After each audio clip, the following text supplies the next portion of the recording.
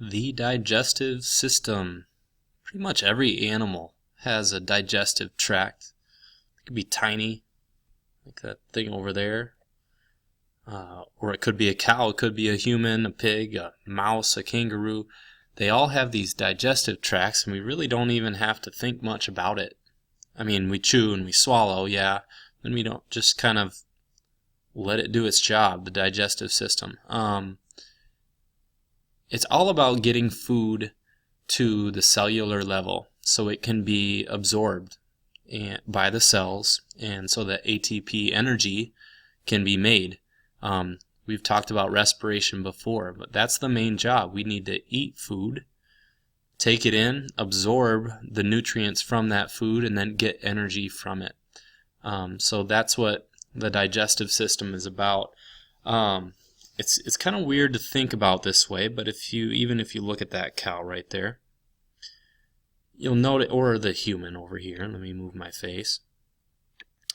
You'll notice that, yeah, there's a place where food comes in, there's a place where things go out as well. And some people seem to say, it's never really inside your body unless it's absorbed, and we don't absorb everything into our bodies. So some things actually just go through a really long hole, kind of like there's a donut. We're like donuts that have holes where food passes through and then we absorb some good stuff. So that can be a way that you think about the digestive system. The main thing here is, how do we get from eating, which Cookie Monster can The time has come for this cookie. demonstrate.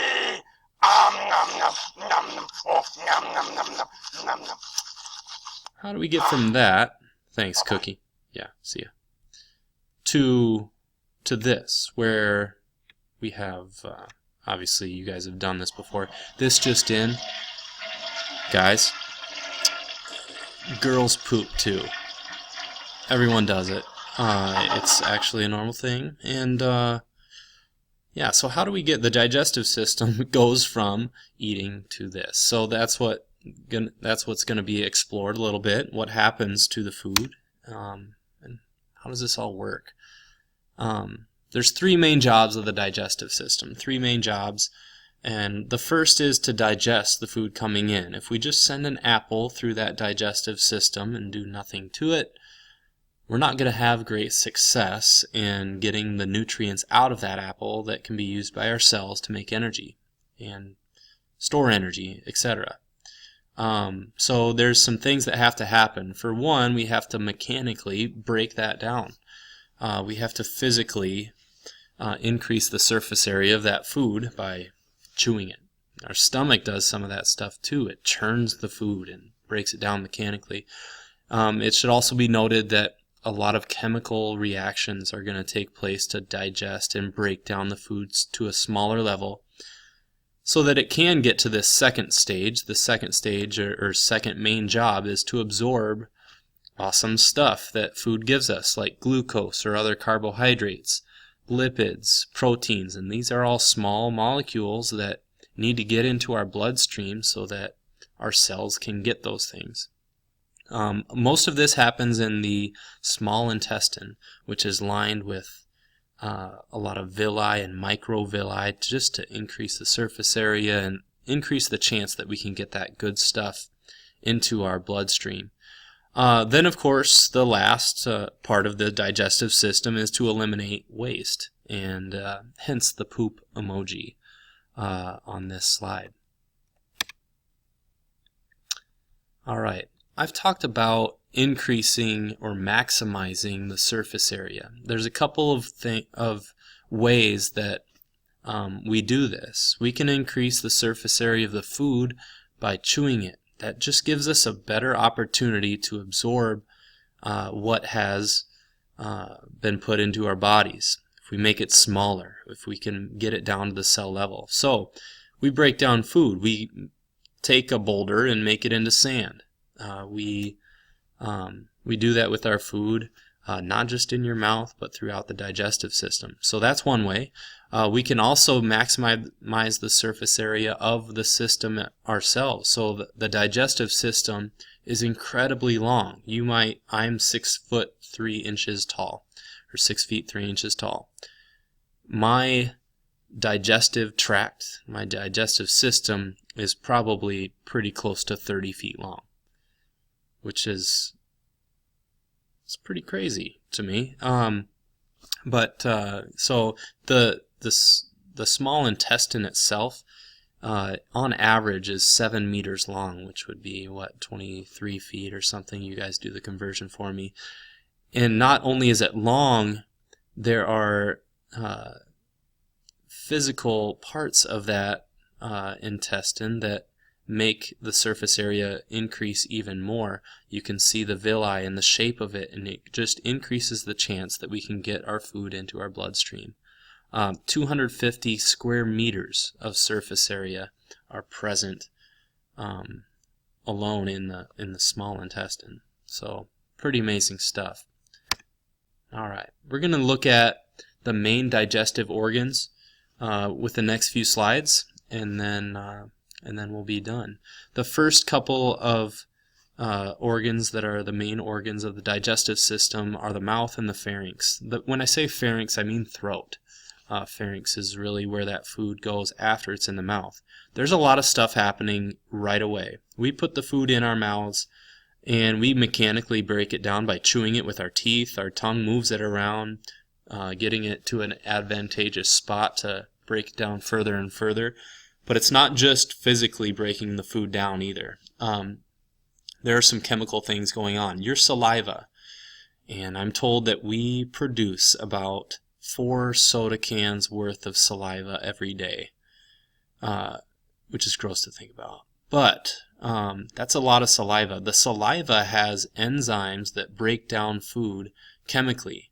It breaks it down to glucose. If you ever chew bread or even a saltine for a while, you'll notice that it starts to get kind of a sweet taste. It's just breaking down carbohydrates, larger ones, into sugar, glucose, and that's why it tastes sweet. So there is a lot of stuff that happens in the mouth and pharynx or the throat. And if it goes down the right tube, thanks to the epiglottis, we'll get to the esophagus next. Here you can see peristalsis. I've said that word before in another vodcast, but I'll explain what that is here. There's a wave of muscle action that brings a bolus of food to the stomach. Even if you're hanging upside down and you eat something, and I don't advise that you do this, you can swallow it and it will still travel from your mouth or your throat via the esophagus all the way to your stomach because of that wave of muscle action. So we're going to move this bolus of food to your stomach. You guys have heard of stomachs before. It's this organ right here. There are 2 to 4 liters of volume of space for food and something that you drink to go in your stomach. So it's a pretty large organ, and a lot is happening here. Mechanically, it churns the food. It's a muscle, and it continues to move around without your involvement. It's an involuntary muscle action that continues to churn the food. Mixture of chemicals and gastric juices that breaks the food down even further. It's got pepsin to break down protein. It includes hydrochloric acid that's very acidic, that does a great job of breaking things down further. I've heard that vultures have such strong hydrochloric acid in their stomach that it can actually corrode metal. It could basically eat a fork and be all right. So with this damaging gastric juices present, you also need some mucus to line the stomach wall, which really is there to protect the stomach from digesting the stomach itself. So yeah, a lot of stuff is happening at the stomach. After it goes there, it goes into the duodenum, or the first part of the small intestine. The name of the game here is we're no longer simply digesting, and some of that is going to happen in this very long organ. but we're now starting to absorb the broken down nutrients, the broken down food into the bloodstream so that it can get to the cells that it needs to go to.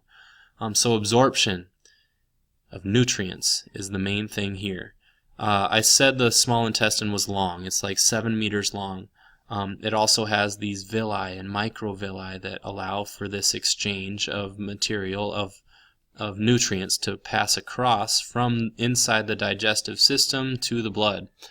We'll find out where this stuff goes later. But yes, the food is going to pass through and a lot of good stuff will happen. There are some supportive organs like the liver, there's a pancreas, there is a gallbladder that holds the bile that the liver produces to break down fat in the small intestine. The pancreas is pretty involved in breaking food down further. But this is just a long jumbled mess of digestive system, and it's so long because it's so important to absorb the good stuff from the food that we need. The last organ we'll talk about with the digestive system is the large intestine. Some people will call it a colon, but the large intestine, its main job is to reabsorb the water that is present in the food that you ate or that's present in your digestive system. If we lost a bunch of water, we would quickly become dehydrated, and it wouldn't be a good thing. The large intestine is also a home for a ton of good bacteria. Bacteria can cause infection and be bad sometimes, but there is so much good bacteria that needs to be present in the large intestine to help us break down the food that travels through in the large intestine. So this is actually not as long as the small intestine. It's like 1.5 feet long compared to 7 meters, which is a difference of about 20 feet. So the food, the bolus, which is now doesn't resemble food at all, continues to travel through the large intestine until it leaves our bodies. It's eliminated from our body, that waste that is no longer needed. Hooray for poop! That was kind of weird to say, but yeah, it's a good thing. Eating and pooping.